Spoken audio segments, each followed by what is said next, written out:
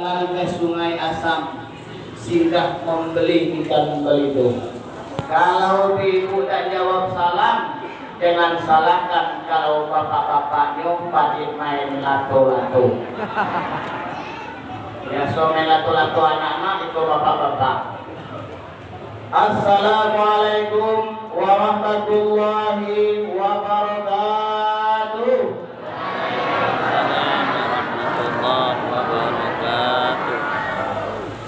Alhamdulillahi rabbil alamin. Allahumma salli wa sallim ala sayyidina Muhammadin sahibut taj wal mirraj wal burraq wal alim dafi'ul waba wal bala wal marda wal alim ismuhu tahirun mutahirun munawwarun syamsid duha wa badrid tuja misbahul zalam Abil Qasim Sayyidul Qanim wa Syafi'is Saqalim mahbuban inda Rabbi masyriq wal maghrib.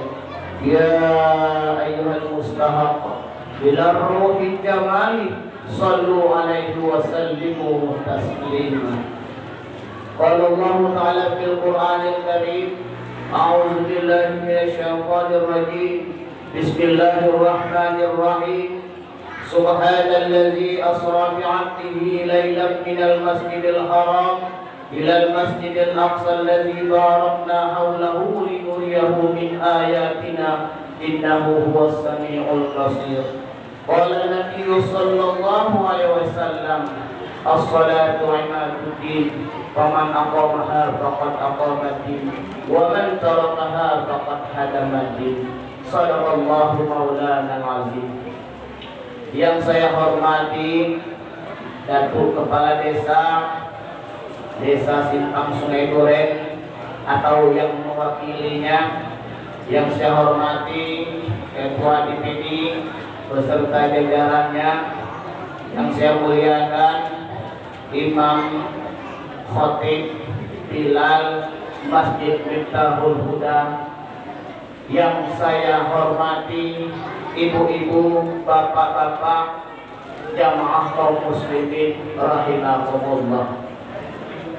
Bersyukur kita kepada Allah Subhanahu wa taala atas segala limpahan nikmat, terutama nikmat iman, nikmat kesehatan dan nikmat kesempatan, sehingga pada malam hari yang berbahagia ini kita dapat berkumpul bersama-sama di masjid yang kita cintai ini dalam rangka ubudiyah kita kepada Allah Subhanahu wa taala. Salawat dan salam kita sampaikan kepada junjungan kita Nabi besar Muhammad sallallahu alaihi wasallam. Allahumma shalli ala sayyidina Muhammad wa ala ali sayyidina Muhammad. Ibu, bapak, cinta dengan Rasul, sayang dengan Rasul, cinta dengan Nabi, sayang dengan Nabi. Yuk mari kita bersalawat bersama-sama. Sallallahu ala Muhammad, sallallahu alaihi wasallam, sallallahu ala Muhammad, sallallahu alaihi wasallam. Sekali lagi. Sallallahu ala Muhammad, sallallahu alaihi wasallam, sallallahu ala Muhammad. Ya Rabbi salli wa sallim. Allahumma salli wa sallim alaihi. Ibu baik rahmati Allah Subhanahu wa taala, pada malam hari ini mungkin saya kali pertama berdiri di hadapan Bapak Ibu di Masjid Miftahul Huda ini. Banyak yang tidak kenal, mungkin tidak ada yang kenal. Kebetulan kemarin saya diajak Ustaz Tony, sebenarnya jadwal saya malam ini di Masjid An-Nur Mayang. Rupanya di situ saya tidak konfirmasi, dia pun tidak kasih tahu. Akhirnya tidak jadi. alias batal. Ya itulah. Kenapa? Karena mungkin pertemuan kita adalah di masjid Iqbal Bunda ini. Amin. Ya Rabbal Alamin. Jadi Bapak terhormati Allah, tak kenal maka tak cinta maka tak sayang. Jadi di situ nama saya Qorib Abdul Karim Bapak. Jadi nama yang diberi orang tua dulu Abdul Karim. Tapi saya ijazah SD saya dulu dibuat oleh kepala sekolah Qorib.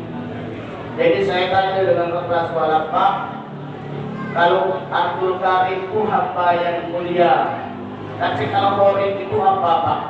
Tidak tahu katanya. Jadi sampai hari ini Bapak Ibu jangan tanya apa arti Qorib, saya juga tidak tahu.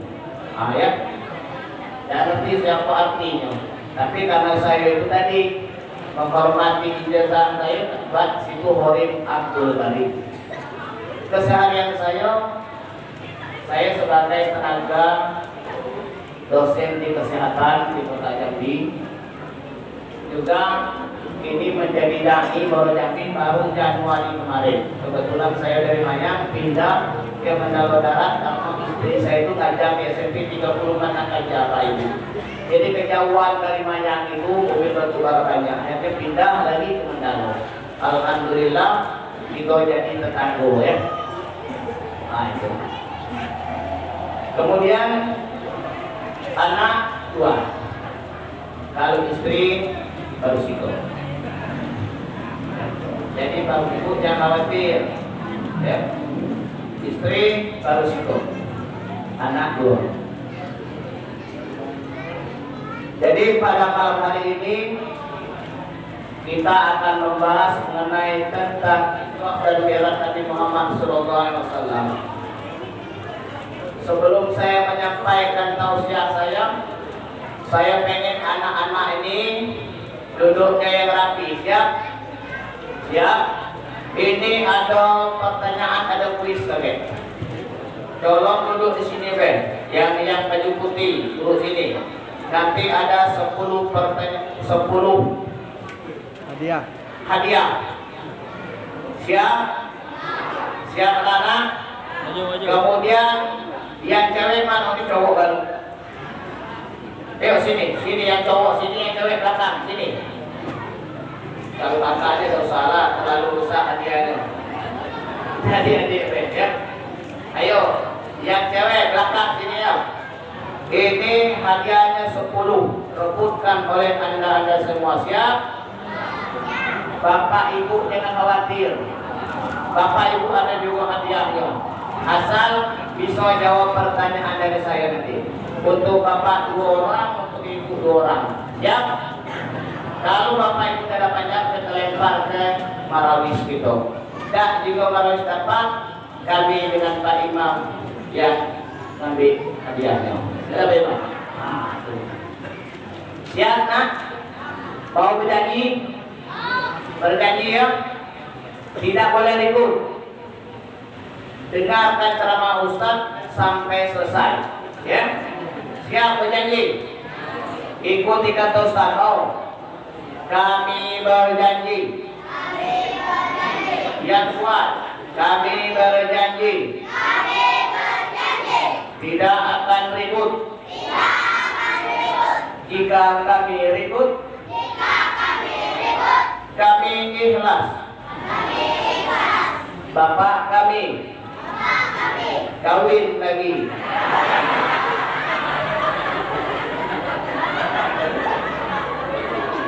Siap?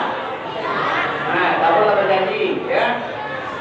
Kalau ribut, tak dengar ceramah Ustaz, maaf. Kamu nak doai bapaknya kawin lagi. Siap? Timnas Bu, si anak ibu ini yang siapa? Sudah mau limpahan? Saya tahu Bapak. Nah, ya siap. Ibu Bapak yang dirahmati Allah Subhanahu wa Ta'ala, peringatan Isra wal Mi'raj Nabi Muhammad SAW itu dilaksanakan pada tanggal 27 Rajab Karena perjalanan Isra wal Mi'raj Nabi Muhammad itu adalah pada malam 27 Rajab, malam yang sangat gelap gulita. Sedangkan kita memperingatinya tidak mesti tanggal 27 Rajab, siang atau malamnya, kapanpun kita melaksanakannya boleh-boleh baik ya. Yang penting selagi kita cinta dan sayang kita kepada baginda Rasulullah Sallallahu Alaihi Wasallam. Rasulullah Sallallahu Alaihi Wasallam sebelum di Isra dan Mi'rajkan, kata Allah kepada Jibril, ya Jibril, tolong kau panggilkan hambaku yang paling mulia, undang untuk menghadapku. Tapi sebelum kau bawa dia untuk menghadapku ke Sidratul Muntaha, kata Allah, tolong kau bersihkan dulu hatinya. Maka malaikat Jibril diperintahkan Allah untuk membersihkan hati Muhammad, dan Nabi Muhammad lalu dibedahlah dadanya. Kemudian dibedahlah hatinya. Kemudian di dalam hati itu dibelah lagi, maka dibuanglah darah kotor yang ada di dalam dada Nabi Muhammad Sallallahu Alaihi Wasallam. Apa sebab? Karena darah itu adalah darah di mana iblis syaitan laknatullah bersarang di dalamnya. Makanya ketika hati kita sakit, ada yang menyakitinya. Ketika hati kita sedang gundah, ada yang mengindahkannya. Oleh karena itu, makanya ketika Nabi Muhammad Sallallahu Alaihi Wasallam sebelum dari Isra dan Mi'rajkan, maka dibelah dulu dadanya oleh malaikat Jibril karena atas perintah Allah Subhanahu wa Ta'ala. Ya, coba kita lihat di dalam surah yang dibacakan oleh kakak-kakak kamu tadi ya.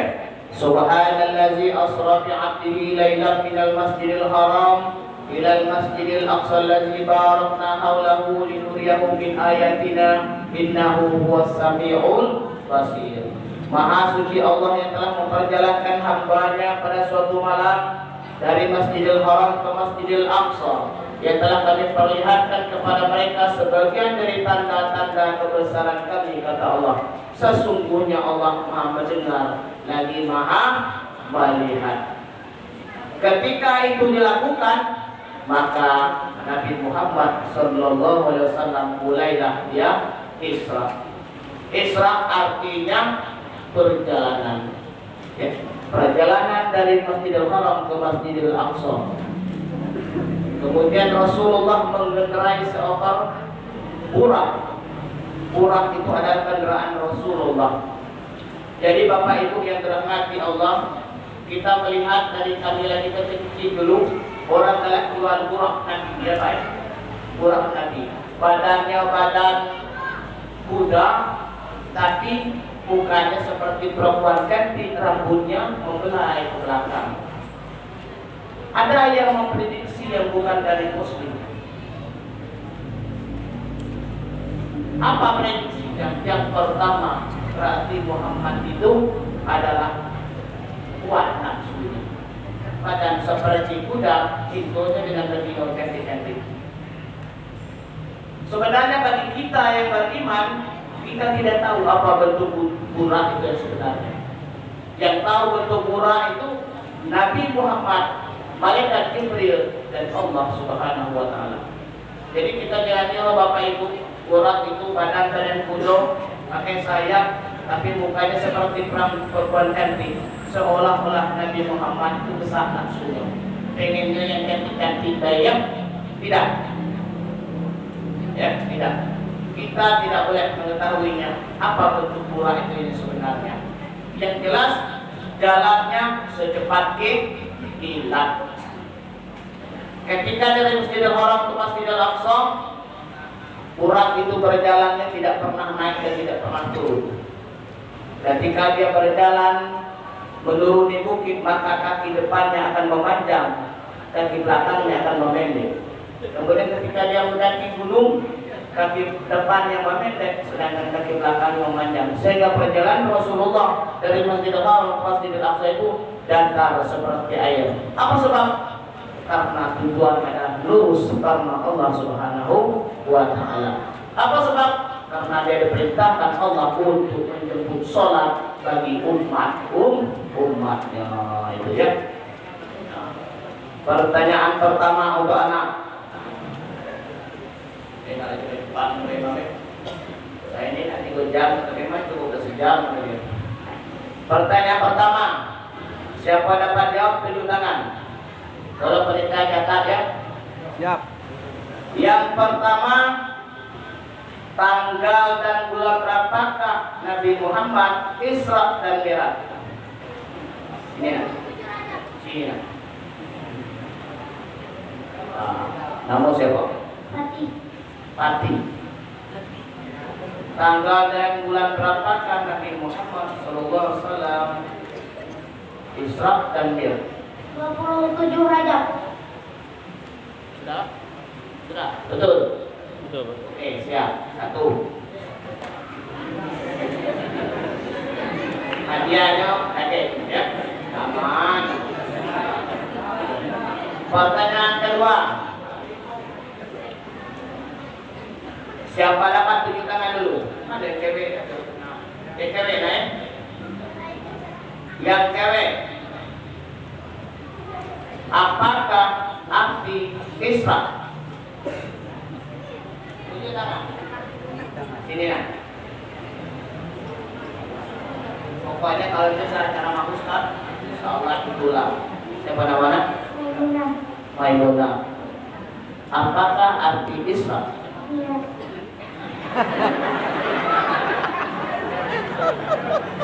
Apakah arti Isra? Perjalanan. Ya. Kalau Mi'raj artinya naik ke langit. Tolong catat, saya hargai keberaniannya. Ya.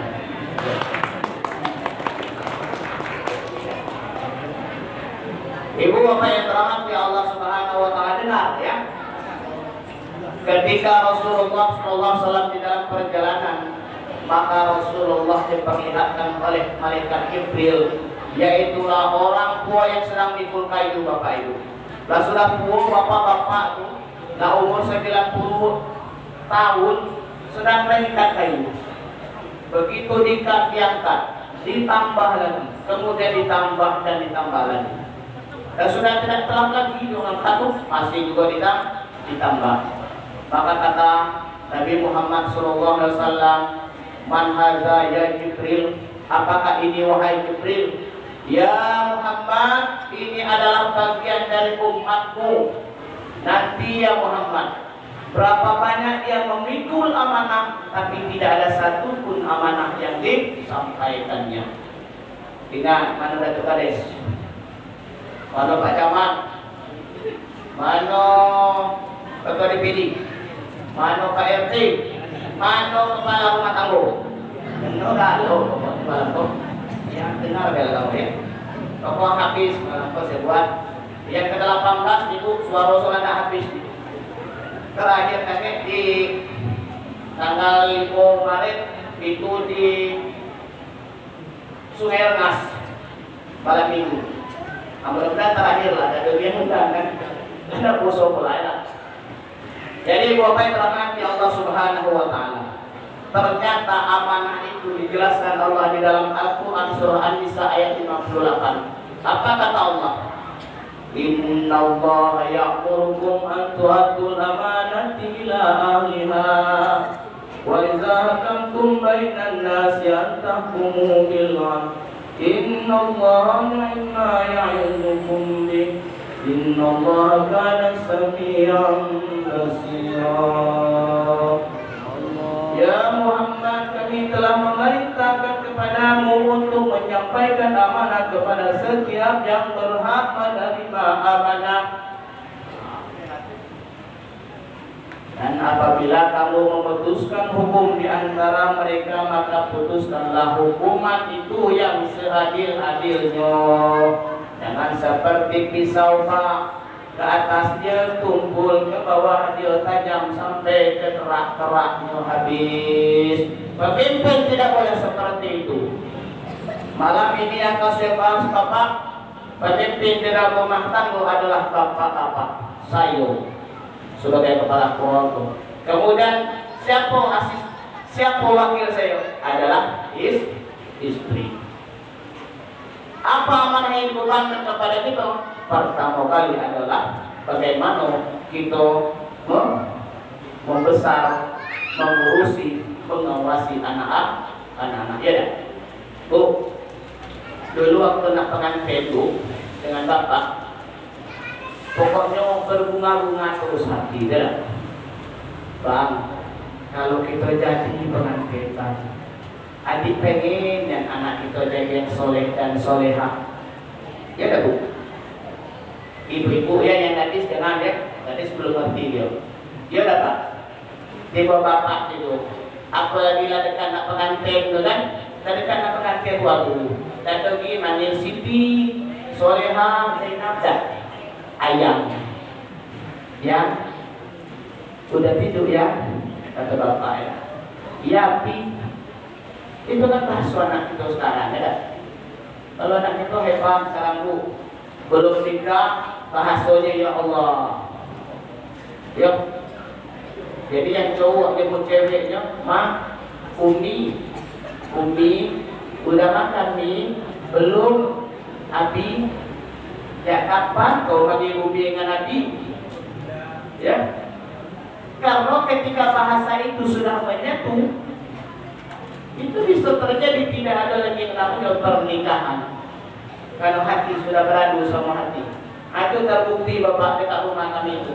Mohon maaf, anak-anak yang ngekos itu baru 4 hari yang lalu makan kambingnya. Apa sebab? Akibat dari terlalu dekatnya hubungan kita. Tugas orang tua adalah yang pertama, ketika kita ingin anak kita soleh dan solehah, maka orang tuanya lah yang soleh dan solehah terlebih dahulu. Kamu diam. Kamu diam. Kenal. Saya mau juga. Itu ya. Coba Bapak Ibu kita tengok orang tua kita dulu ya. Bagaimana caranya mendidik anak? Karena kata Rasulullah SAW, ketika kamu mulai menapaki kehidupan rumah tangga kamu yang baru, melalui wa min ayatihi an khalaqalakum min anfusikum azwaja, ketika itu dilaksanakan, aku terima nikahnya dengan mas kawin tersebut. Saat itu jatuhlah tanggung jawab orang tua si perempuan kepada suaminya. Ya. Wah, habis senang ya. Acara pengantin, panggil orang ramai, ya Pak. Coba kita. Siapa yang 2 minggu depan itu nak pengantin? Kenapa? Sudah ada jodohnya sudah, ya. Pesta besar-besar. Undang orang, pejabat-pejabat diundang kalau ya dah. Untuk apa? Karena untuk memeriahkan acara pengantin, karena dia sudah mendapat menantu yang baru. Nah, ketika kita sudah mengucap kabul dari pernikahan itu, maka kita sudah halal menjadi suami istri. Semakin berat tugas kita Bapak Ibu. Yang pertama dulu ketika kita nikah, apa ucapan dari saudara-saudara, teman-teman, kawan-kawan kita? Mudah-mudahan si Zainab dan Soleh menjadi pengantin yang sakinah, mawaddah, warahmah. Tidak, didoakan orang. Tambah lagi bu, barokah. Jadi sakinah, mawaddah, warahmah dan barokah sama wabah. Banyak tambahnya. Pada saat itu maka tugas bapak adalah bagaimana menafkahkan istri dan keluarga. Itu adalah amanah dari pernikahan itu sendiri. Tugas ibu bagaimana memuliakan suami dan melayani suami dengan baik. Itulah tugas seorang istri. Yang ketiga, diberikan Allah keturunan, maka kita akan menjaga keturunan kita agar menjadi soleh dan solehah. Ya tak? Pengen anak kita soleh bu? Pak, pengen anak soleh dan solehah? Dari kita dulu. Nah, makanya kata Rasulullah SAW ketika suami istri kamu lagi hamil, banyak-banyak kita bersolawat. Di mana solawatnya? Dekatkan kuping kita, mulut kita tuh di dekat perut istri kita. Bacakan solawat. Mulai dari hamil masih jadi umur 1 bulan, 2 bulan, 3 bulan. Ibu juga rajin berwudu, rajin sholat duha.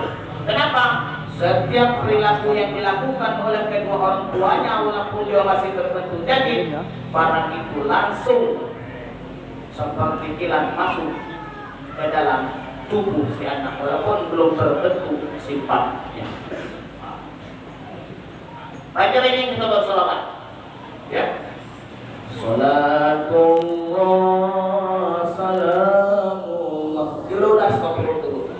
Tapi jangan nggak perlu saya tuh. Perlu saya kayak macam itu lagunya, ya. Salatullah salamullah ala toha rasulillah. Salatullah salamullah ala yasin habibillah. Macam itu cara. Kalau sampai bolak-bolak capek di rumah. Kenapa? Karena kita sayang dengan buah hati kita ini, ya. Kemudian bapak balik dari kerja juga, ya. Apa kabar bu? Sehat. Sambut di suami kita balik dulu. Karena perilaku kedua orang tua inilah yang akan diikuti oleh si anak ini nanti. Sambil itu kalau ibu capek dipijit-pijit pak, ya. Banyak-banyak kita bertasbih. Subhanallah wa bihamdihi Subhanallahil azim. Bisikkan ke perut istri kita. Subhanallah wa bihamdihi Subhanallahil azim. Kalau itu yang dapat. Tapi kalau orang tua dulu, apalagi kami bagian muji itu, ya, ketika anak itu lahir, masuk ke ayunan itu tidak berhenti bersolawat, ya, tidak berhenti bersolawat. Kenapa? Kalau dia pengen anaknya jadi soleh dan solehah.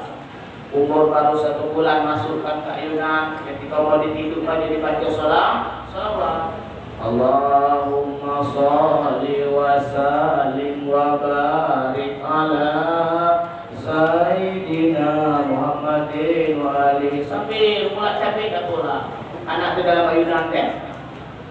Ada nama fi ilmillahi sholatan daimatan bidawami mukillah.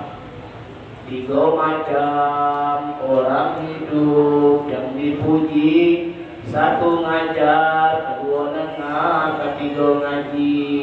Itu dilakukan. Apa sebab? Kalau dia pengen anaknya pintar ngaji, anaknya pintar beribadah, anaknya menjadi orang yang sukses. Terbukti, tinggallah orang-orang mudik itu di Jambi ini. Jarang, ya, yang tak berhasil, pasti berhasil. Orang menjadi juga. Apa sebab? Karena dari kecil kita sudah diajarkan oleh orang tua kita bagaimana menjadi anak yang soleh dan soleh. Ayo terus, ya. 3 macam orang hidup ditampilkan, ngaji tidak, sembahyang tidak, congkak pulang. Itu dijauhkan. Jangan ayo yang itu, jangan yang tidur. Ya. Monikoida boleh berputar di kanan guru naranta lah lagu ya. Mabuk lagi, mabuk lagi. Kami tidak diajar mabuk anak kita besar dengan ikut mabuk. Apalagi dari kecil lagi doa dia ikut mabuk. Sudah diajar tak nyanyi-nyanyi yang lain pula. Ya ilaha illallah ya. Tengok mentah-mentah di TV. Tengok film-film menangis, lah menangis pula. Tonton kawan lagi inilah anaknya kasih sambil marah di TV itu Karena banyak dianak laki-laki kan marah kan, kau berdalam, apa pula kata laki ini kau marah aku, kau yang nonton, aku yang berdoa marah. Kamu ada emosi dengan orang di dalam TV, nah makanya bapak ibu jangan banyak nonton itu sosial, ya, yang penting baik, bahaya, ya. Kenapa? Di situ tuh awal kawin, sudah tuh mentar-mentar tadi, aku talak kau. Ini sebenarnya bagian penyiaran tuh harus anu juga dengan mui. Ya. Bahasa-bahasa kata-kata itu sudah sering menjadi kebiasaan di TV. Aku terima nikahnya, saya sah. Kawin nikah dan kawinnya dengan meski terlalu sah. Sudah tuh lah perceraian pula. Itu menunjukkan bahwasanya tidak bagus. Kenapa? Kalau sempat yang nontonnya macam kita yang akal kita kurang sehat, hebat. Ya, hebat. Hari ini 2 hari lagi cari pula. Karena mudah kan? Padahal kita sudah dikatakan oleh wa min ayatihi an khalaqalakum min anfusikum azwaja litaskunu ilaiha. Nah makanya amanah yang pertama adalah kedua orang tuanya, bagaimana cara kita mendidik anak kita ini agar anak kita menjadi anak yang soleh dan solehah. Sekarang bapak ibu makanya sekali, apalagi kita bagi HP itu pak, ya mudahnya anak mengenal ini. Kita kira katanya sayang siang anak kita, dia nak buat tugas dalam kamar di Facebook. Tiap hari periksa HP, tengok di TV, di koran-koran. Anak umur 12 tahun perempuan mulai perkenalan di FB, ketemu juga di Simpang Ringo. 2 bulan kemudian lah berkawannya, akhirnya berpacaran. Anak awak baru umur 13 tahun, baru waktu SMP dia dipacar. Kau orang pengangguran, sekolah tidak, segala tidak, sama tentara semuanya. Dilarinya sampai ke Tukarang itu. Itu tetangga kami yang di dekat SLB itu.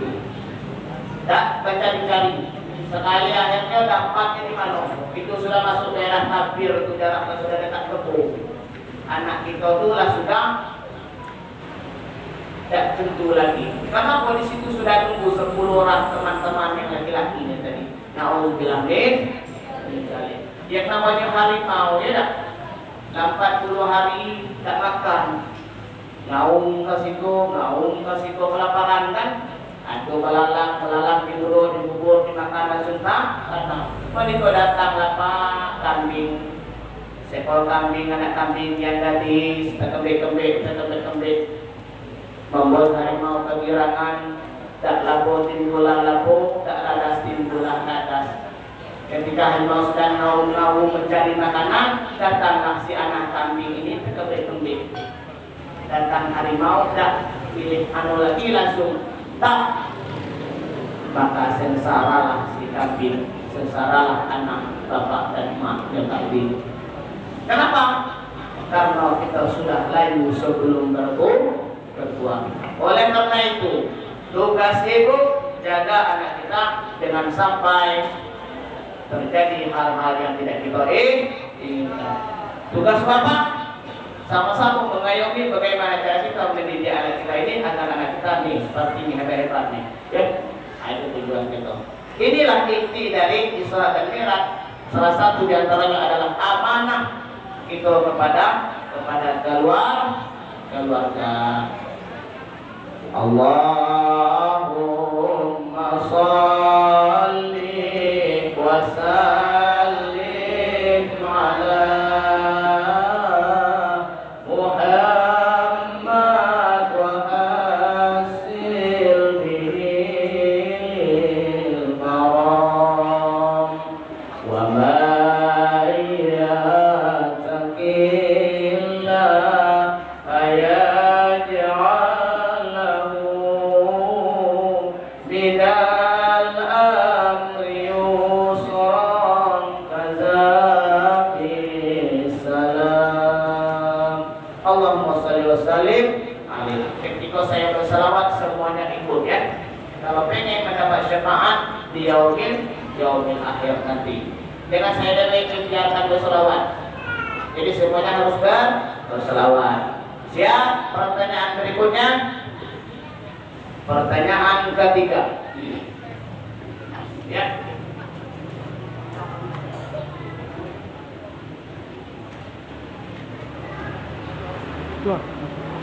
Siapakah nama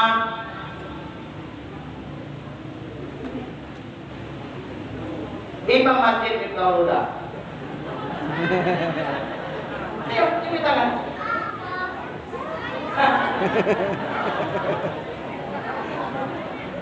Ini kena jebakan ketunen ini. Sudah, jawab. Pertanyaan yang kedua. Siapakah nama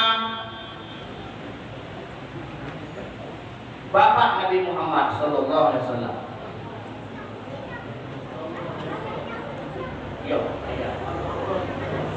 Siapakah nama ayah Nabi Muhammad sallallahu alaihi wasallam?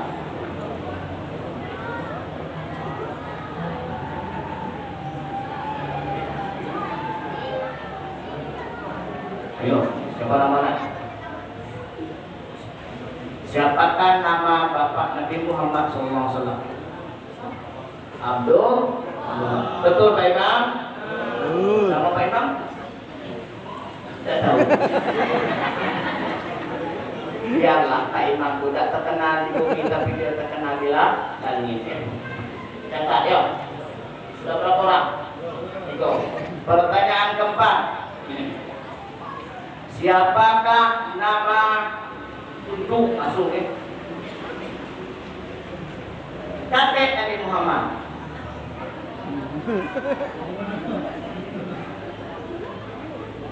Kau tunjuk duluan. Tak jadi.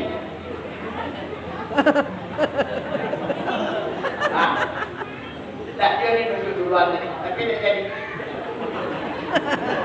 Siapakah nama kakek Nabi Muhammad? Tidur di ruang kue.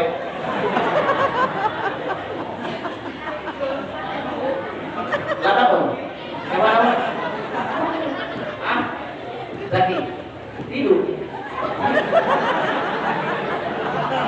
Siapakah nama kakek Nabi Muhammad SAW? Pintar, pintar. Kalau saya tidur jadi itu bahaya juga. Kata dia, bingung dia. Pak, sudah kita lanjut. Ya. Kemudian Rasulullah SAW berjalan lagi. Ini malam ini cuma amanahnya orang tua terhadap anak Pak ya. Sudah. Amanah yang lain kagelah. Amanah pejabat serahlah di dia. Ini amanah orang tua kepada anak. Kenapa? Rasulullah pengen kita baitul jannati. Rumahku adalah surga. Kemudian Rasulullah SAW berjalan lagi. Ketika di perjalanan Rasulullah diperlihatkan lagi oleh malaikat Jibril seorang perempuan Bapak Ibu. Perempuan itu yang pakaiannya bagus, rapi, ya. Sepertilah layaknya ibu-ibu kita sekarang ya, yang pakai kalau pergi yasinan pengajian tuh pakai jilbabnya seragam pink kalau ada yang pakai bajunya oranye kalau apa halnya tuh kok bajunya ini ya kayak jereng Ustaz. Jadi dari jauh tuh lah nampak ini majelis taklim Masjid Miftahul Huda. Bisa ya. Jadi dia berpakaian rapi pokoknya. Kemudian setelah itu dia melihat Nabi Muhammad SAW. Apa katanya? Ya Muhammad urzurni as'aluka. Muhammad ke sini. Sinilah Muhammad. Ya, lihatlah aku ini. Seperti itu. Ya. Ayo Muhammad. Ya Muhammad urzurni as'aluka. Sinilah Muhammad. Tolong lihat.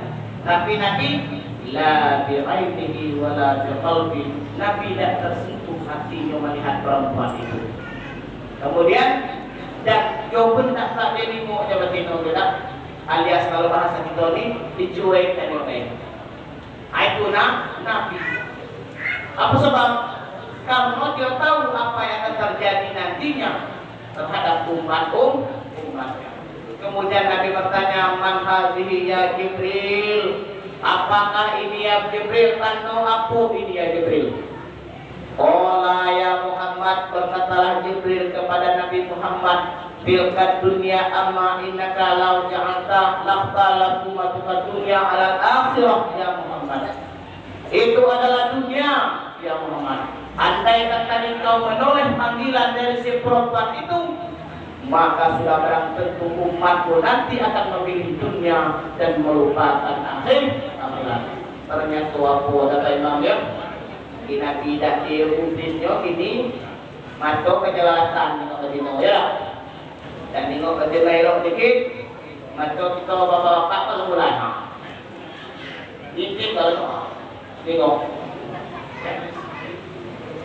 apa sebab?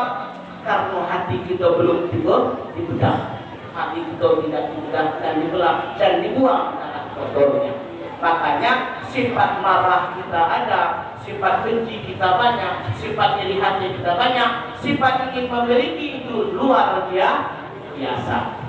Nah, oleh karena itu Bapak Ibu yang dirahmati Allah Subhanahu wa taala, bagaimana cara kita untuk membuang rasa itu?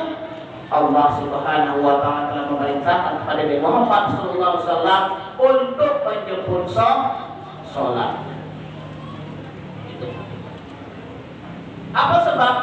Karena salat itulah yang akan membuat umatku Muhammad akan berpegang teguh kepada ajaran-ajaranku kata Allah.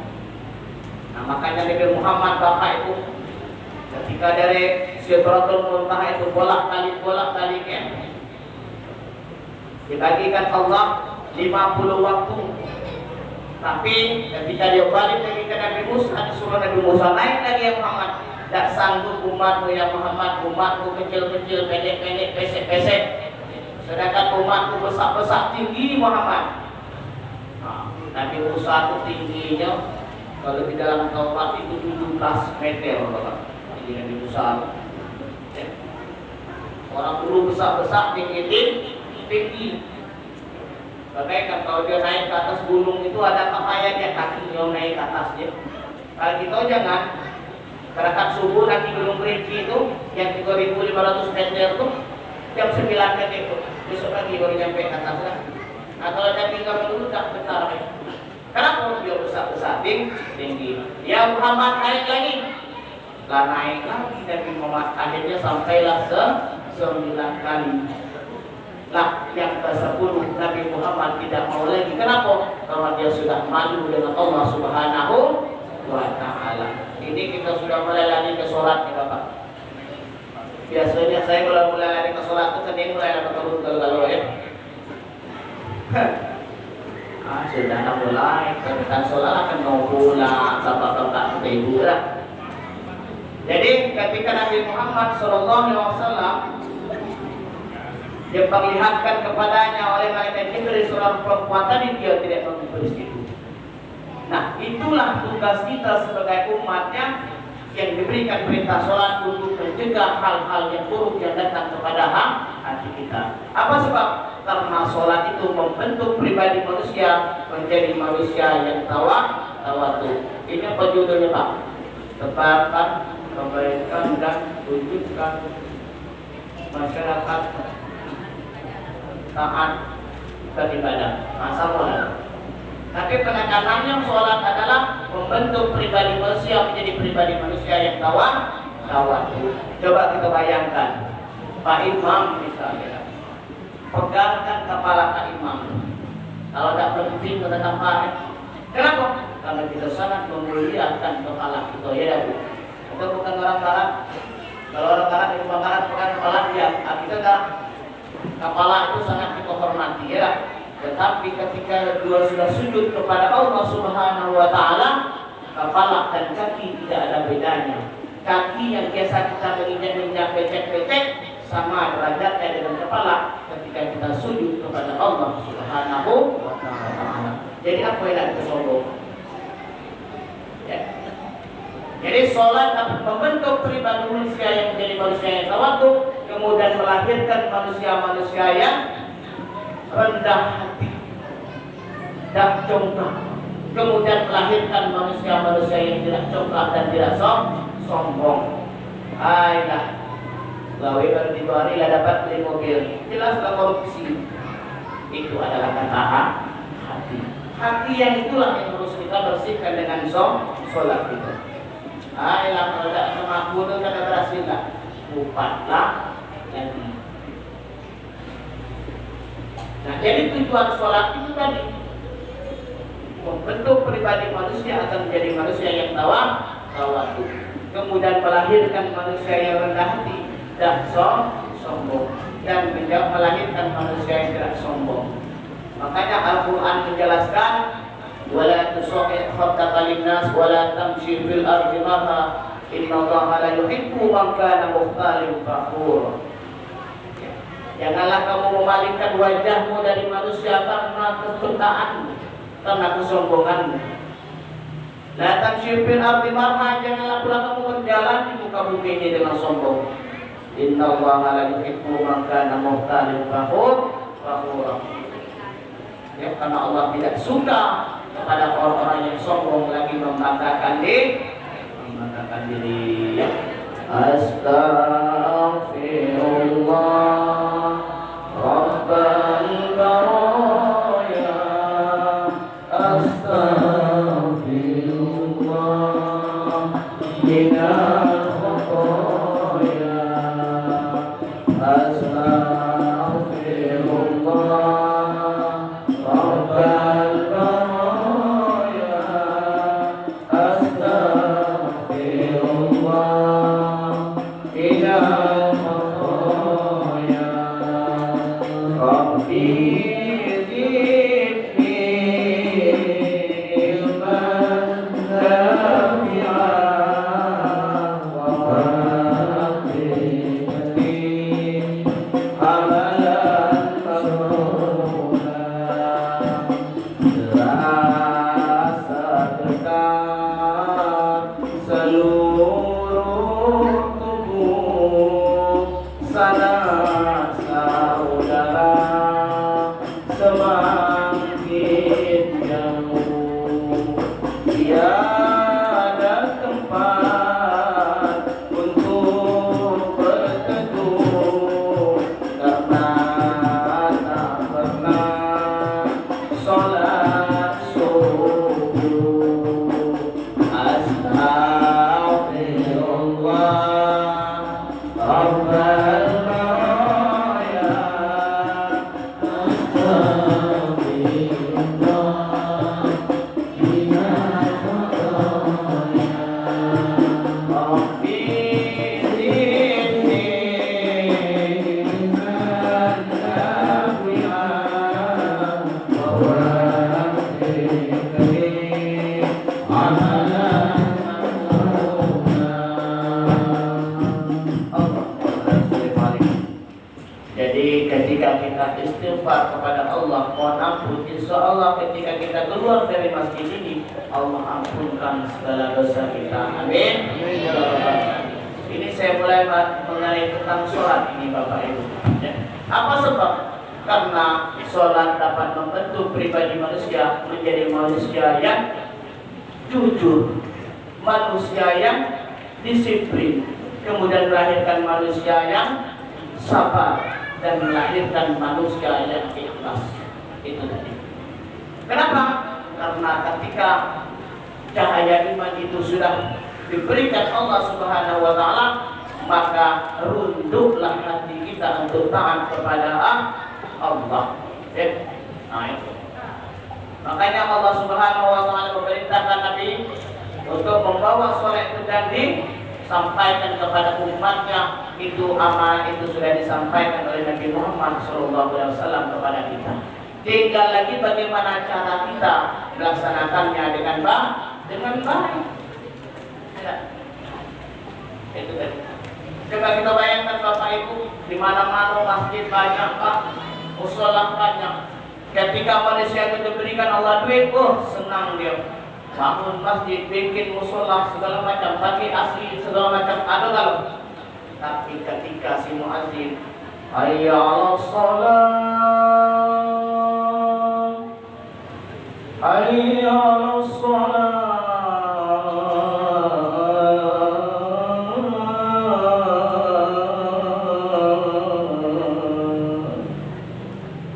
itu pula dulu maghrib lagi lapang juga ya larung di masjid.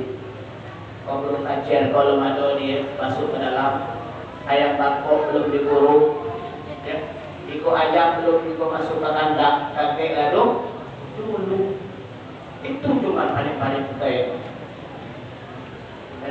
Makanya kata Imam Hasan Al-Bisri di dalam kitab yang menjelaskan Bapak Ibu, ada 4 faktor penyebab mengapa hati manusia itu dimatikan Allah Subhanahu wa taala, sehingga tidak ada lagi getaran yang mengantarkan doa kita ke arah Allah, dan Allah pun benci kepada kita. Saya banyak ibu bapak, ibu-ibu majelis taklim ini curhat, Ustaz, apalah Ustaz salah saya ini, sholat terus Ustaz, bersedekah terus, tapi doa saya belum juga dikabul-kabulkan. Nah ibu, kita harus koreksi diri kita Bapak Ibu. Apa kesalahan kita sehingga doa kita tidak dijabahkan Allah Subhanahu wa taala. Makanya kata Imam Hasan Al-Bisri, ya, yang pertama arahtumullah wa lam tuhtuhu. Kamu kenal Allah. Allah yang menciptakan langit dan bumi, Allah yang menciptakan alam semesta, Allah menciptakan surga. Tahu kan? Allah yang menciptakan neraka, Allah yang beri balasan orang-orang yang baik, dan Allah memberi balasan kepada orang-orang yang jahat. Tahu kita, tapi hak Allah untuk disembah, kewajiban kita untuk menyembah Allah, itu yang kita lakukan. Apa dia? Penuh, saya penuh itu, sama-sama berdoa. Itu yang kita lakukan Bapak. Makanya ketika itu terjadi, berarti manusia itu sedang dimatikan Allah Subhanahu wa taala. Kita ini ada 2 Bapak. Yang pertama qalbun nas bi hidayatil iman. Yang kedua qalbun nas bil maut. Pertama, hati manusia yang diberi hidayah iman oleh Allah Subhanahu wa taala.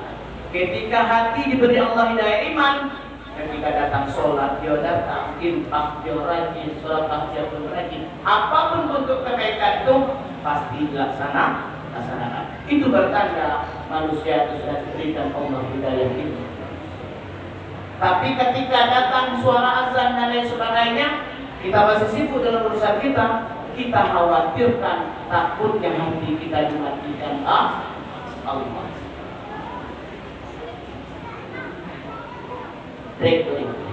Pertanyaan keempat. Nah, jadi dengan serius ya Bapak. Pertanyaan keempat ya, kelima. Pertanyaan kelima. Berapa rakaat sholat zuhur?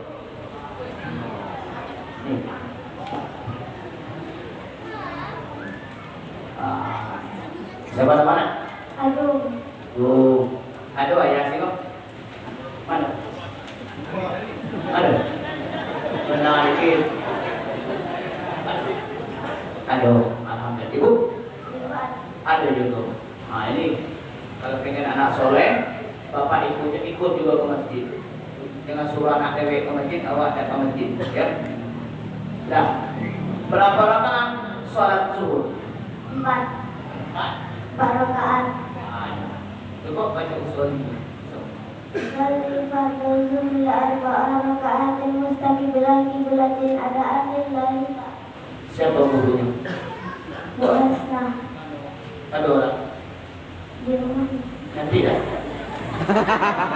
Nanti. Beberapa ya. Pada tidur lagi tidur. Pertanyaan ke-6. Ya. Pertanyaan ke-6. Siapakah yang menghalang Nabi Muhammad SAW Atau kayak ini deh. Siapakah yang menyuruh Nabi Muhammad untuk mengurangi sholatnya? Tadi sudah? Sudah? Tadi sudah ya? Sudah ya? Jangan borobol kayak kawan ya. Sudah, pertanyaan yang lain. Cewek lagi dah. Siapakah nama ibu Nabi Muhammad?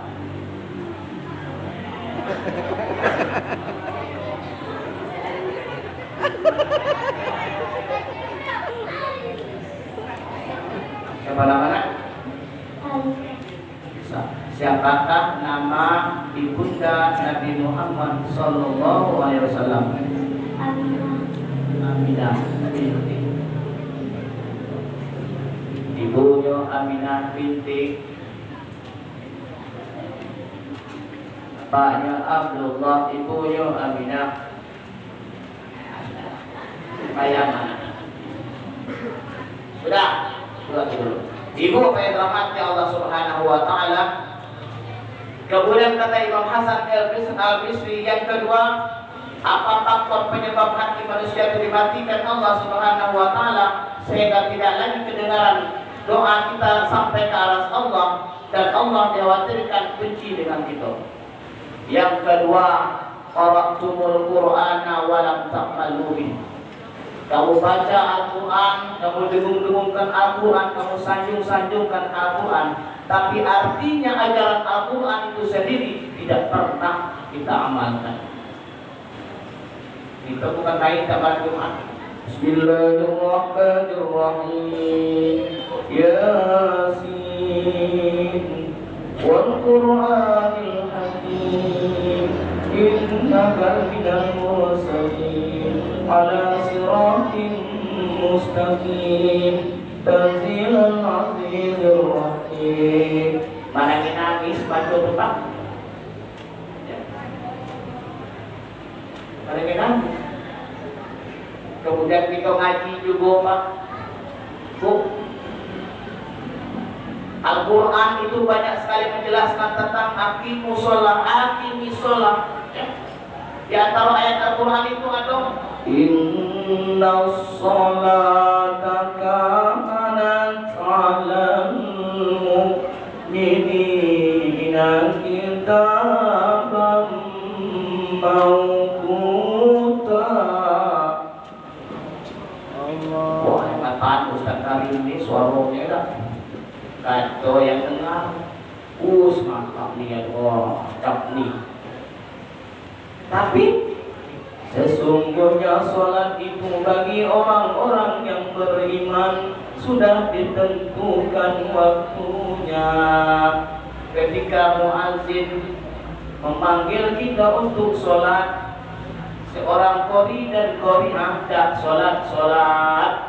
Mohon maaf ibu qori dan qori yang saya juga qori.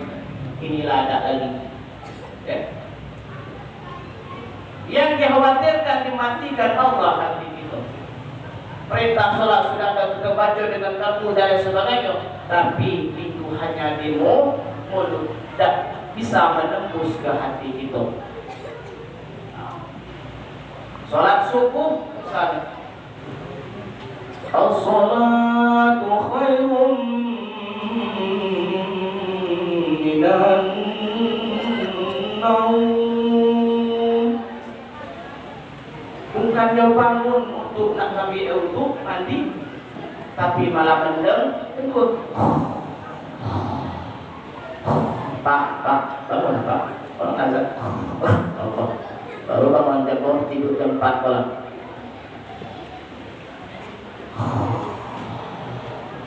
Masih hukuman di masjid kata dia. As-salatu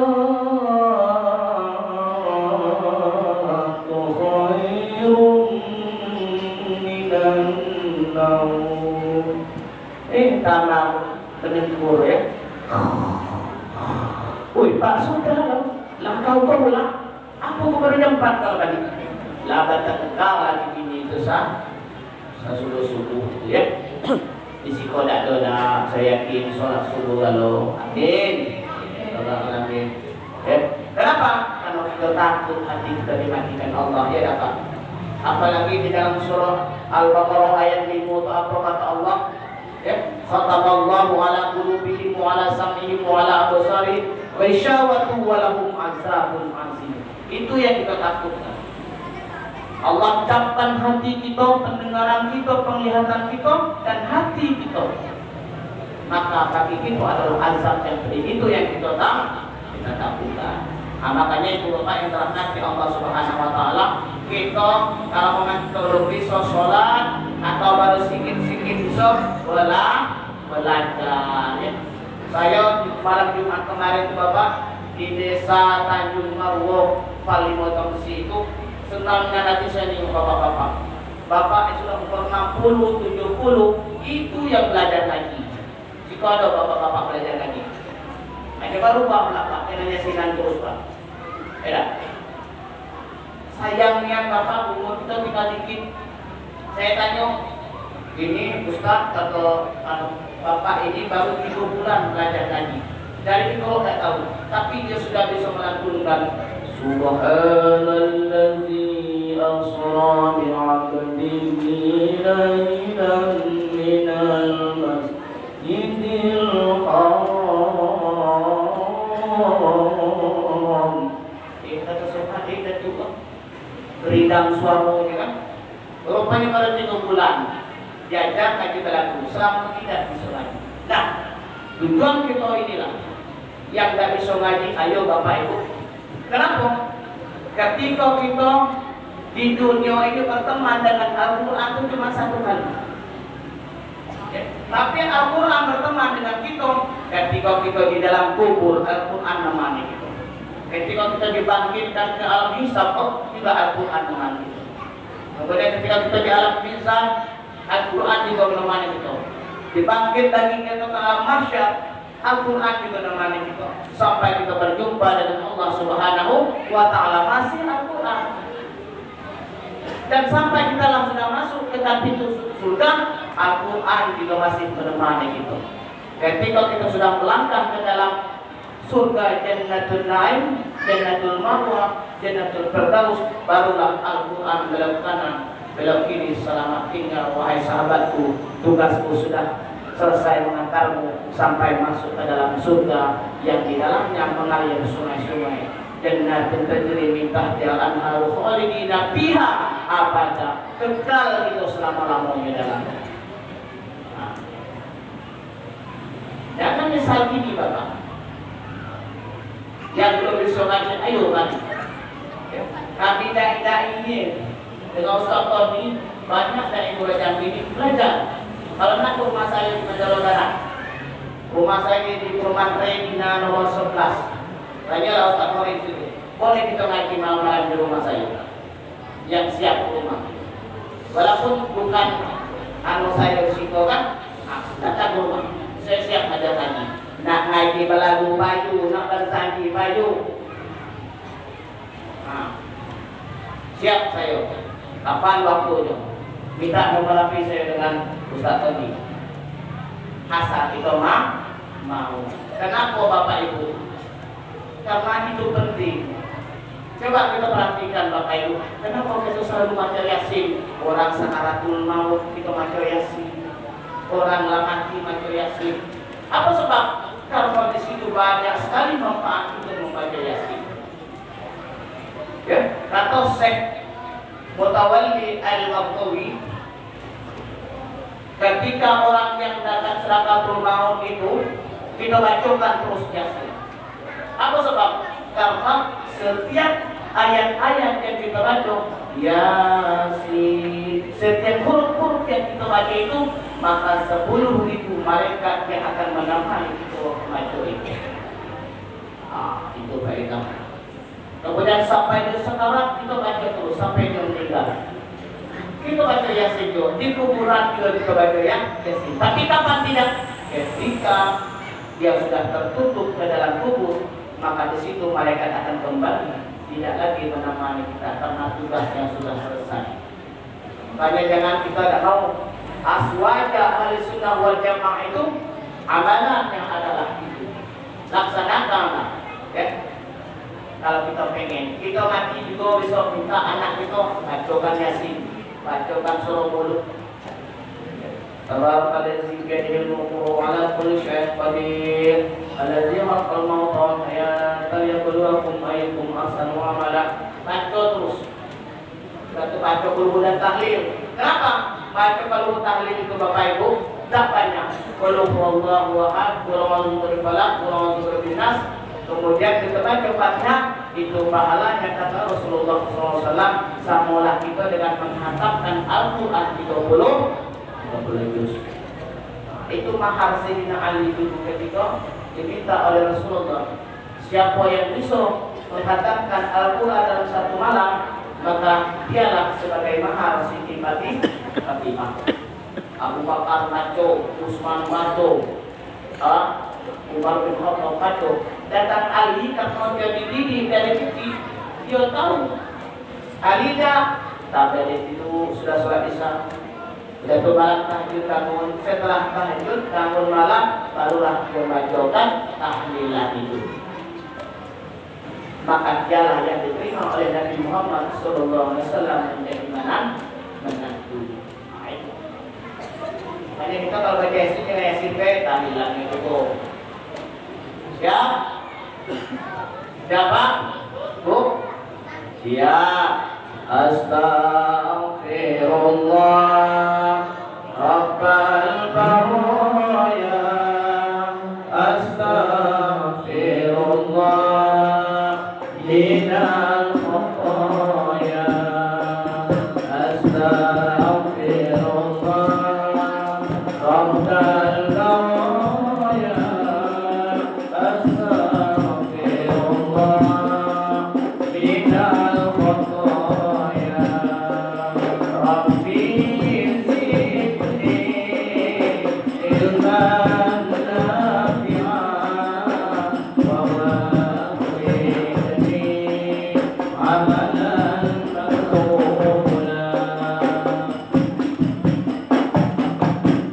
Sekarang badan sudah terkubur, sudah berada di dalam kubur.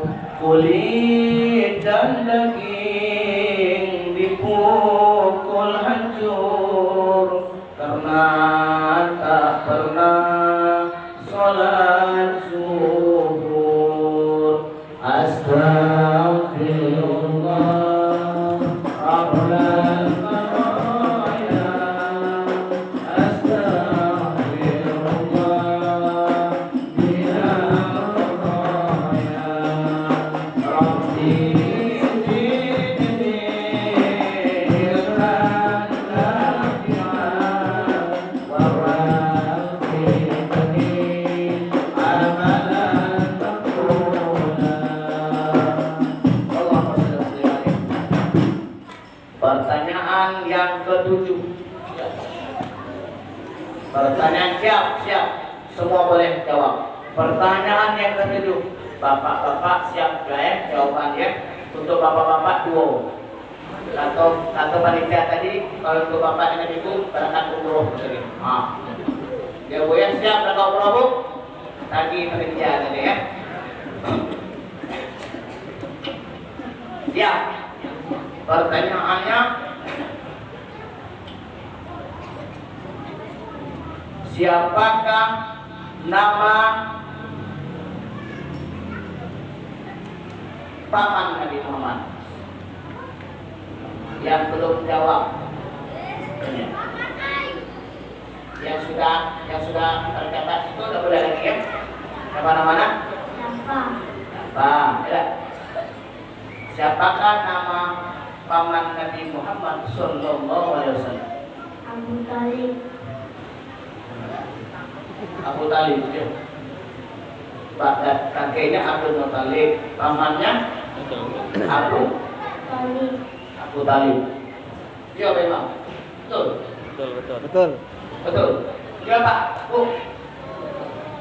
Betul tapi. Tak. Pertanyaan ke-8. Habis anak ke bapak nanti. Ya, pertanyaan ke-8.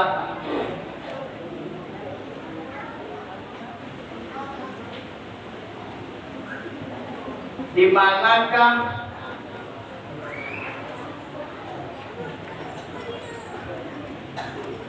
Nabi Muhammad SAW dimakamkan? Penjelasan. Di manakah Nabi Muhammad SAW dimakamkan? Ini kembali. Tidur lagi dah. Arkan. Di manakah Nabi Muhammad dimakamkan? Madinah. Betul. Itulah yang disebut dengan Taman Nubuwah. Taman Rawdoh. Itu Nabi Muhammad dimakamkan. Jadi ketika kita mau berangkat umrah dan haji, itu sulit yang kita nak masuk ke situ ya. Harus kita saling kemudian. Apalagi sekarang cuma diboleh 300 orang masuk ke dalam. Berarti kita lagi hadang. Itu pun giliran orang yang berjuta-juta aja. Makanya kalau orang berangkat umroh sekarang Bapak Ibu, bulan puasa ini sama dengan haji. Ya. Begitu. Tapi kalau nak aman dikit sudah lebaran. Ya. Aman dikit sudah lebaran. Betul. Pertanyaan keberapa Mas? Ke-9. Pertanyaan yang ke-9. Yang ke-9. Apa yang kita tanya nih? Ya.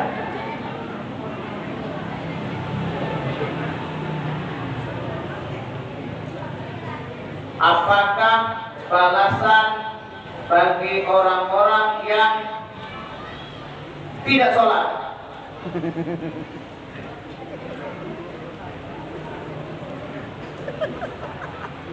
Sekali lagi, apakah balasan bagi orang-orang yang tidak sholat? Siapakah yang mau masuk surga?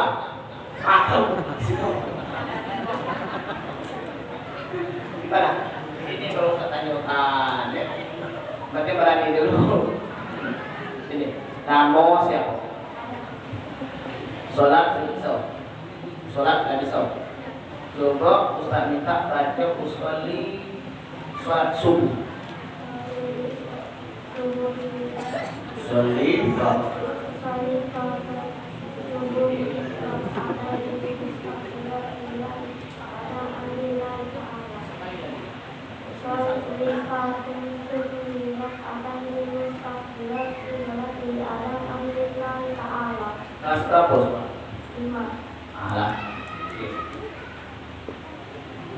Sudah, Ibu Bapak yang dirahmati Allah Subhanahu wa taala.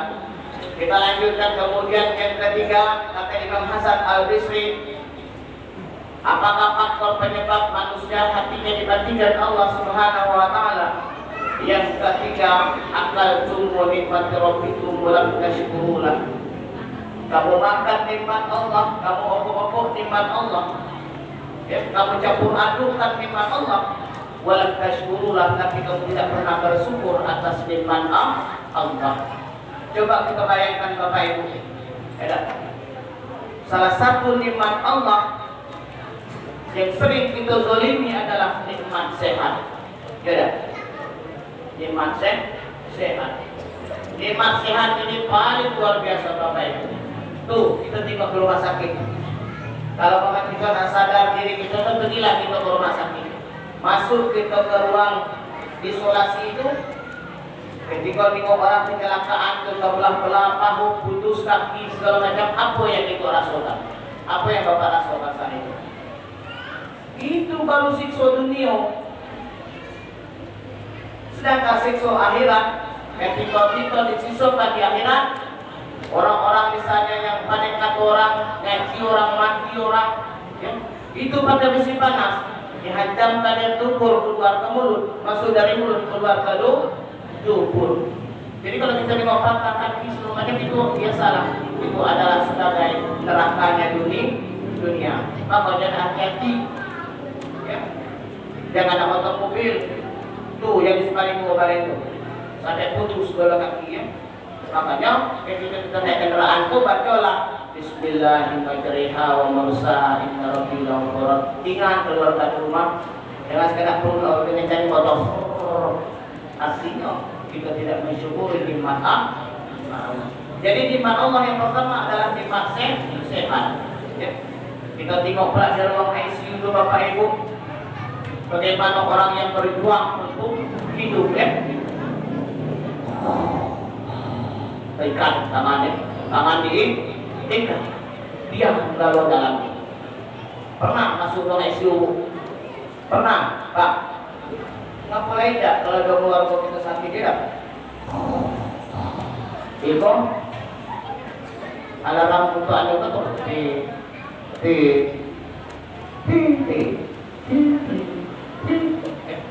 Itu begikat, ada begikat kaki, begikat tangan dan kerajaan, ya. Apa sebab? Karena dia pengen hidup, pengen sehat. Keluarga yang masih sehat, jual kalau ada mobil, jual mobil, ada motor, jual motor, ada kebun, jual kebun. Yang penting keluarga kita ini sehat, ya dah. Nah, itu berarti pentingnya sehat. Lalu kita tengoklah di ruang bedah, di ruang jantung, di ruang paru. Semacam ada bentuk manusia. Nah, bagi kita yang sehat, inilah tugas kita bagaimana cara kita mensyukuri nikmat sehat itu sendiri. Ya, jangan sampai kita menzolim terhadap kesehatan kita. Ini kadang-kadang enggak Bapak Ibu, ya. Kata dokter bu, anak tuh dibagi ibu isi, ya, isinya yang maksimal agar pertumbuhan dan perkembangan anak kita tuh menjadi sehat, ya. Duit ada, artinya apa? Ya untuk memenuhi kebutuhan gizi anak itu belilah makan makanan yang bergizi, telur, buah-buahan dan sebagainya. Agar apa? Agar pertumbuhan dan perkembangan anak ini sejalan dengan usianya tetap tumbuh berkembang, ya, menjadi anak yang sehat. Ikutlah konflik dengan duit dan keluar tiap hari anak itu diantar makan daun ubi terus. Pagi sambal daun ubi, sore kakek sambal kenjer. Aku dah menolak sehat, ya dah. Sekali sebulan sudah itu anaknya tumbuh, tengok perut besar. Bawa ke dokter telinga raya. Dok, ibu anak saya minum apa dok? Sakit perut saya dok. Bu, ibu konsumsi apa terhadap anak? Tidak ada makan yang biasalah 3 kali sehari makannya. Makan yang lain, anak ibu ini busung lapar, busung lapar. Apa sebab? Karena tidak pernah kita masukkan asumsi gizi yang baik. Habis sayang dengan duit. Nah ini termasuk juga menzolimi diri sendiri. Makanya kalau kita ingin kita anak kita sehat, kita pun sehat, maka bersyukurlah atas nikmat yang diberikan Allah kepada kita. Jangan sampai dengan kekufuran kita terhadap nikmat Allah membuat azab bagi kita dunia dan akhirat. Pertanyaan yang terakhir untuk anak-anak.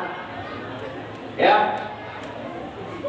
Sekarang Ustaz mau tanya. Tunjuk langsung siapa yang bisa baca surah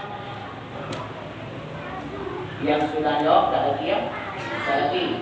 Nih, siapa yang bisa baca surah Al-Ikhlas? Tadi sudah belum? Tadi sudah. Ini belum. Sini. Siapa namanya?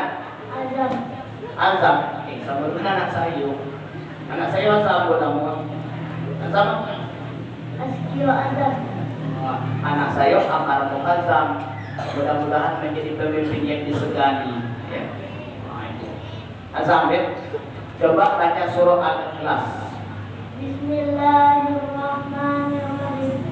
Qul huwallahu ahad, Allahus samad, lam yalid wa lam yulad wa lam yakul lahu kufuwan ahad. Shadaqallahul azim. Sudah ya. Siap-siap ibu dengan bapak 2 pertanyaan. Bapak 2, ibu 2. Yang Imam. Lanjutkan dulu. Astaghfirullah Rabbal baraya. Astaghfirullah minal khataya. Rabbi zidni ilman nafi'an wa wasi'ni amalan makbula. Itulah tanda hidup tersasar, malaikat azab semakin mungkar. Kulit dan daging hangus terbakar karena tak pernah sholat asar. Astaghfirullah Rabbal baraya. Astaghfirullah minal khataya. Rabbi zidni ilman nafi'an wa wasi'ni amalan makbula. Ibu bapak yang dirahmati Allah Subhanahu wa taala. Kemudian yang keempat kata Imam Hasan Al-Bisri, apa penyebab hati manusia itu dimatikan Allah Subhanahu wa taala sehingga doanya tidak lagi ada getaran menghantarkan doanya ke arah Allah dan Allah pun berpaling darinya. Yang keempat kata Imam Hasan, qultum annal mauta haqqun wa lam tasta'idulah. Kita yakin, kita percaya sesudah hidup akan berakhir dengan kematian. Namun kita tidak pernah mempersiapkan diri kita untuk mati tersebut. Ketika kita badan kita sehat, bekerja kita masih kuat, kita putar panting siang malam. Kepala jadi kaki, kaki jadi kepala. Bekerja telah untuk mencari duit, ya, memperbanyak kekayaan dan lain sebagainya. Padahal Rasulullah SAW menjelaskan kepada kita, i'mal lidunyaka ka'annaka tarisu abada. Bekerjalah untuk duniamu seolah kamu akan hidup selama-lamanya. Tapi wa'mal li akhirataka ka'annaka tamut abadan. Ketika datang panggilan Allahu Akbar, Allahu Akbar, bergegaslah Bapak Ibu, kita menunaikan panggilan tersebut. Andai kita masih jauh, bergegaslah kita balik ke rumah dan sholatlah tepat pada waktunya. Ini saya mau jelaskan hadis ini Bapak, mau tak? Jadi terus saya sampaikan parah hadis ini, hadis kursi ini. Bagi kita niat tak sholat ini Bapak Ibu. Mau tak saya dengarkan? Saya baca hadisnya. Mau? Kalau mau saya sampaikan, kalau tidak, tak. Mau atau tidak? Siap? Apa kata Allah Subhanahu wa taala kepada Nabi Muhammad sallallahu alaihi wasallam? Ya Muhammad, la yaqbalullah min tariqis shalah. Muhammad, aku tidak menerima ibadah orang-orang yang meninggalkan sholat, kata Allah. Sudah. Kata ibu belakanglah sudah kena pula bapaknya. Lah kena pula Ustaz Karim ya. Ya Muhammad, la yaqbalullah min tariqis shalah. Muhammad, aku tidak menerima ibadah orang yang meninggalkan sholat. Wala hajihi, pala hajinya, wala shaumihi, pala puasanya, wala zakatihi, pala zakatnya, wala sadaqatihi, dan juga pahala sedekahnya. Tidak aku terima, kata Allah Subhanahu wa taala. Jadi bagaimanapun banyak duit kita bangun masjid, bangun kasih fakir miskin dan lain sebagainya, kalau sholat 5 waktu kita belum penuh, maka Allah belum menerima pahala daripada sedekah yang kita lakukan. Jangan kita main-main Bapak Ibu. Kita setiap Jumat pagi, oh ini, ayo, mari kita Jumat sedekah, Jumat barakah, banyak sedekah. Sholatnya sudah sempurna apa belum? Maghrib bisa subuh, zuhur dan asar sudah apa belum? Kalau belum, tunaikan itu dulu, baru kita bersedekah. Jangan kita diperlihatkan dengan orang. Ya? Kalau kita pengen ditengok orang, oh si anu membantu 15 juta, oh si anu ditulis membantu 150 juta, tapi sholatnya bolong. Makanya kata Allah kepada Muhammad, ya Muhammad la yaqbalullahu min tariki sholat. Muhammad, aku tidak menerima ibadah orang yang meninggalkan sholat. Hajinya, pahala puasa, pahala zakat, pahala sedekahnya jauh untuk terima kata Allah. Terus la yajlisu 'alaiha, jangan kamu duduk dekat orang-orang yang tidak sholat. Wala yusrabu, minum dekat orang yang tidak sholat. Wala yu'akalu, makan dekat orang yang tidak sholat. Tidak dapat pahala. Yang terakhir kata Allah Subhanahu wa taala, "Fa'izal mauta 'alayya la sholata janazati." Apabila orang yang tidak sholat ini meninggal dunia, jangan kamu sholatkan jenazahnya. Ini Bapak Ibu, kalau ulama-ulama kita di kampung-kampung itu masih ada yang memakai. Ketika dia tahu dari suku tidak pernah sampai dekatnya, dia tidak datang ke mana. Ya. Apa sebab? Karena pentingnya Allah sudah menciptakan 7 pintu surga itu untuk umat Muhammad. Kemudian Allah pengen penuh pintu surga itu dan ditutup rapat pintu neraka. Itulah tugas kita, disuruh diperintahkan untuk sholat. Sebenarnya tidak ada untung dan ruginya Allah. Apa sebabnya? Ya, karena Allah yang menciptakan, tapi sebagai hamba, sebagai umat Muhammad SAW untuk menepati surganya, maka diberilah inilah cara untuk menepati surga yang Muhammad. Sebenarnya Bapak Ibu, kita ini ahli surga. Andai kata Nabi Muhammad, Nabi Adam dulu tidak keluar, tidak makan khuldi, maka kita tidak akan bertemu dengan alam ini ya. Nah, tapi apa sebab? Artinya harus ada perjalanan, tidak seenak itu ya. Nah, makanya kata Rasulullah SAW, ya, as-salatu Biasanya dia tahu sejam. Salat itu adalah tiang agama. Iya lah sudah. Lebih sejam. Jam setengah. Barang siapa yang mendirikan salat berarti dia menegakkan agama. Wa man taraka faqad hadama dan siapa yang meninggalkan salat berarti dia meruntuhkan agama. Sudah satu Sallallahu alaihi wasallam. Bapak, siap pertanyaannya? Pertanyaan yang pertama Bapak, tolong tunjuk tangan siapa yang bisa jawab. Saya minta siapa yang bisa baca doa ketika sujud sajadah.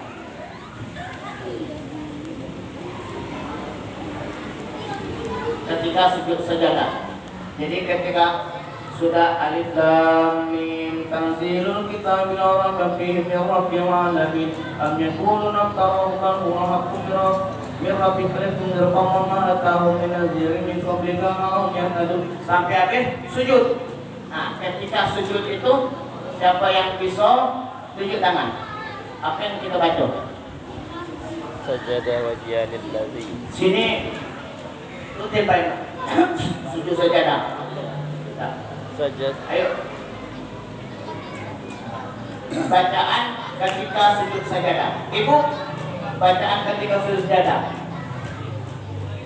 Hah? Ikut tak kelas sajadah ada deh. Ya, siapa? Pak. Ayo. Ada Pak. Ini kalau lamin bapak atau kelas tinggi kalau ini. Tapi oke gimana sholat rakaat itu pakai gitu. Nah, coba Mas. Ketika kita rukuk sujud saja. Bismillahirrahmanirrahim. Sajada wajhi lillazi khalaqahu wa syaqqa sam'ahu wa basarahu bi qawlihi wa quwwatihi wa tabarakallahu ahsanul khaliqin. Mana betul? Baik, kata masih ya. Nama Alvin. Bapak Umroh nih. Pertanyaan kedua untuk ibu-ibu. Ya, Bu.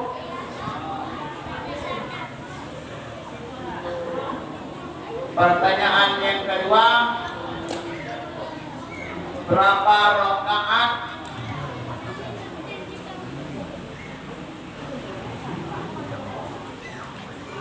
sholat tahajud?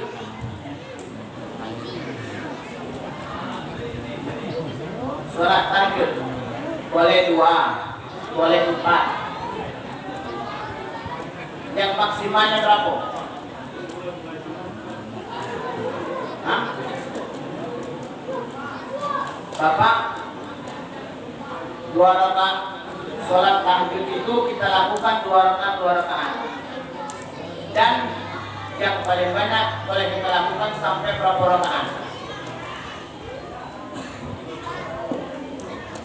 Lewat. Jadi sholat tahajud 2 rakaat boleh kita laksanakan sampai 12 rakaat. Dan yang terakhir kita tambahkan 1 witir. Jadi mintalah kita kepada Allah Subhanahu wa taala ketika kita sudah lakukan sholat tahajud tersebut. Bersihkan hati kita, menangislah kita kepada Allah. Banyak dosa yang kita lakukan, banyak kesalahan kita buat, banyak musibah yang menimpa kita. Kita tidak bisa kemana-mana kecuali kita mengharap ridho dan petunjuk dari Allah dan mengharap balasan apa yang sudah kita lakukan kepada Allah Subhanahu wa taala. Nanti logo harus ikut terus. Ya. Pertanyaan yang kedua untuk Bapak lagi. Hebat yang berbicara Bapak kan harus ada pertanyaan dulu. Pertanyaan yang kedua, apakah bacaan ketika kita terlupa di dalam sholat disebut dengan sujud sahwi? Ini deh. Anak-anak ini EP nampak ya kan? Ya. Coba dalam sholat doa ketika kita sujud sahwi, ketika kita terlupa di dalam sholat atau ragu-ragu di goa keempat, goa ketiga, kita assalamualaikum, kita langsung sujud sahwi. Coba deh, siapa namanya? Hafiz.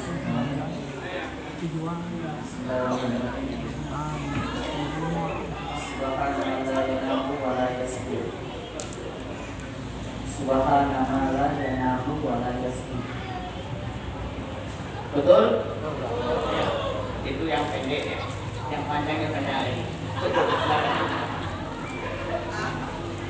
Sudah. Yang ibu-ibu lagi. Tunggu lagi ibu. Bapak sudah lalu. Pertanyaan untuk ibu-ibu. Yang pertama, yang belakang boleh tunjuk tangan. Ya. Berapa lamakah sebanyak-banyak head bagi wanita atau halangan? Ini kalau sudah mulai ini dalam hal ini fikih ini. Ibu-ibu ini kan ada 3 yang menghalangan dia tak boleh sholat, tak boleh puasa. Yang pertama haid, yang kedua nifas, ketiga biladah. Jadi yang saya tanya, berapa banyakkah haid bagi wanita? Ini nak, ini masih 3an. Ayo, kakek kau udah masuk TV, mana di bapak kau tadi?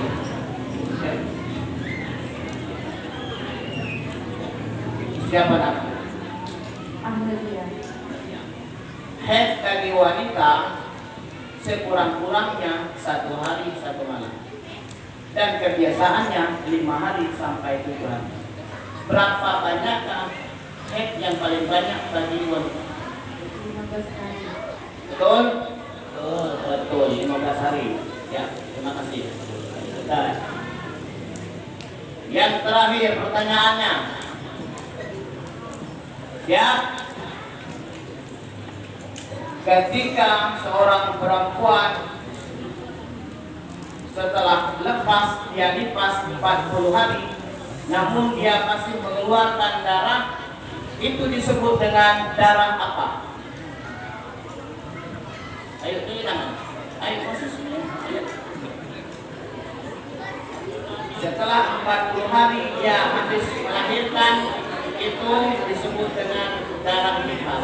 Setelah habis 40 hari bukan disebut lagi darah nifas, itu disebut dengan darah.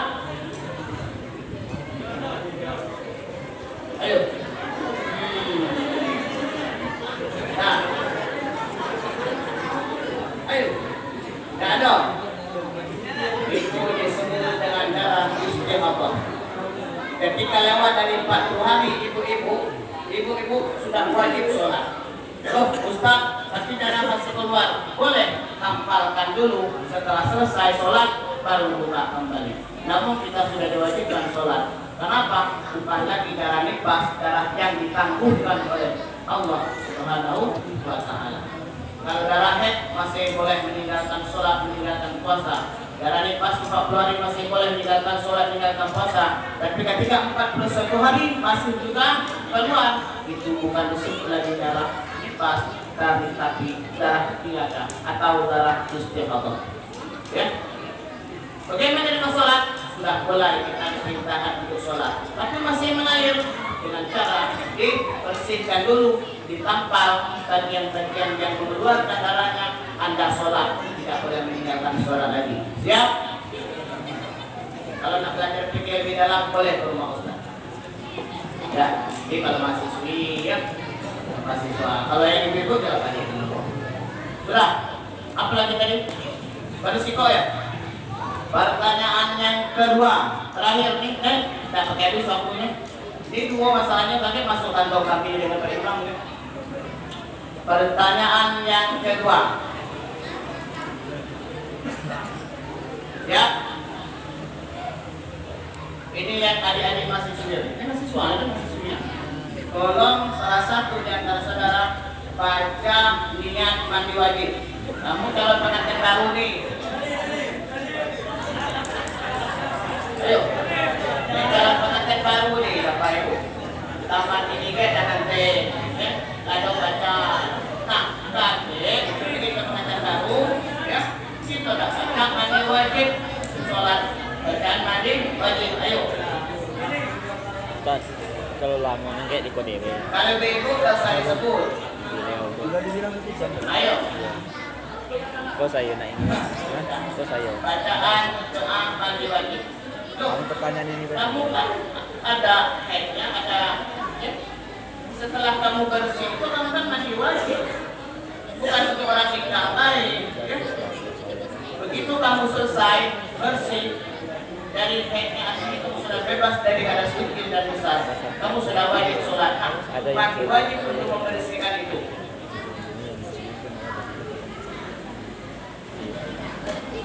Nawa itu rokaan. Tahu tidak? Tahu ni nak baca. Yuk. Daripada oleh-oleh kau kembali lagi. Dekat. Baik. Makan tahu. Ya. Yuk. Jangan malu-malu. Kalau belajar hukum tak boleh malu ya. Yang boleh malu-malu itu dengan calon mertua yang boleh malu-malu. Siapa? Kuliah di mana? Kemarin saya pemerintah. Coba baca niat mandi wajib.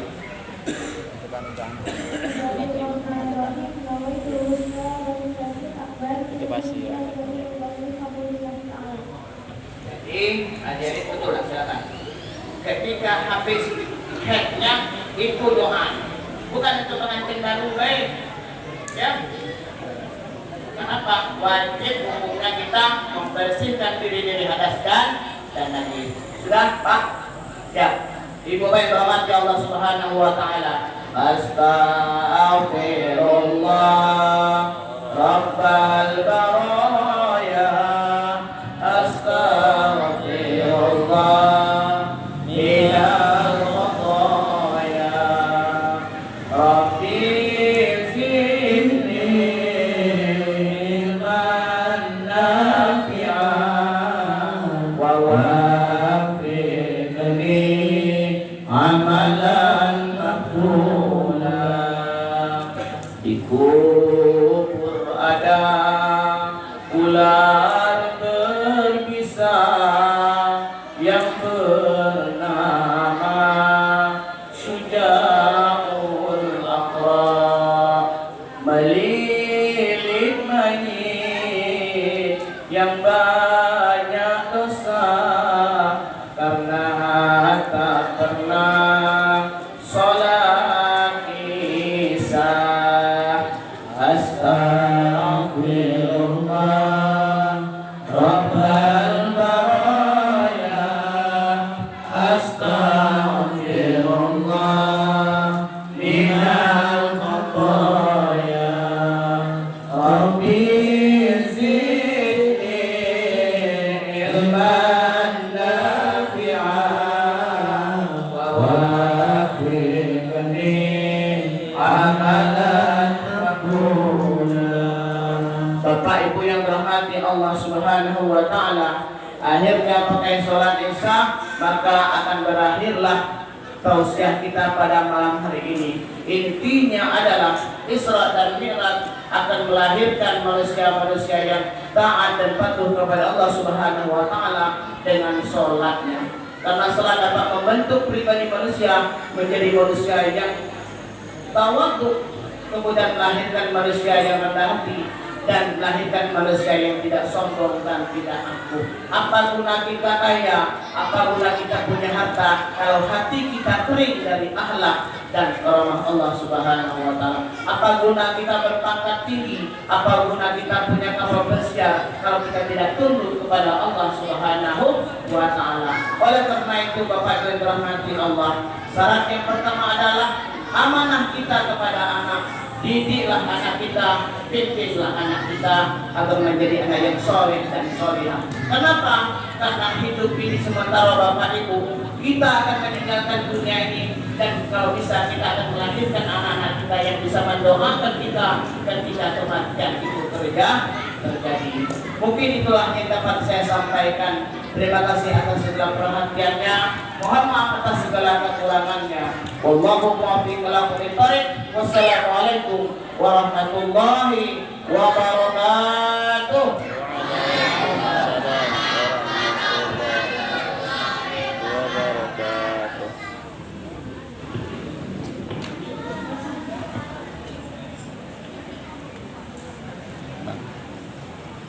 Antum mengucap bersama.